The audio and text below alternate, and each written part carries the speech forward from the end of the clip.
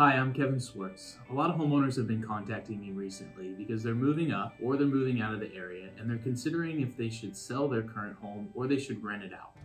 And they want to know from me what they should do. And the truth is, everyone's situation is unique. But what I can help them do is consider the pros and cons of both selling and renting.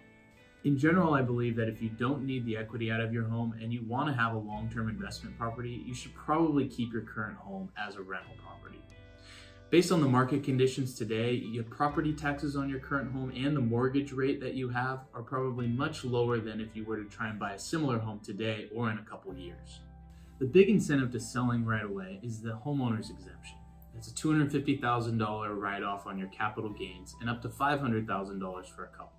You qualify for that if you've lived in the home as your primary residence for 2 out of the last 5 years.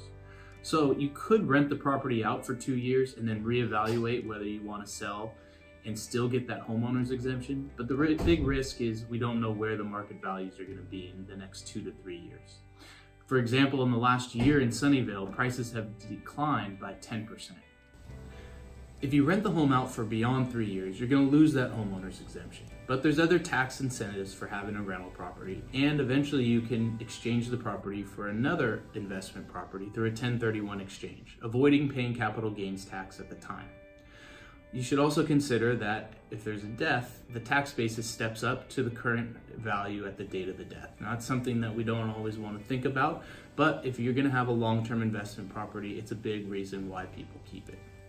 The 4 steps that you should take if you're considering to sell or rent your property is 1, contact us for a current market evaluation of your home. We can also provide an estimated net sheet based on the current market value, which are going to show all the closing costs, which are also capital gains deductions.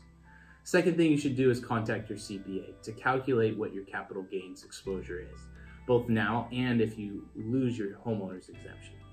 Number 3, you should talk to a property manager to find out what the current rent for your home would be and also what the management fees are.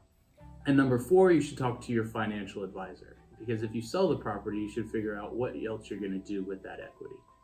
If you have more questions for us, feel free to reach out.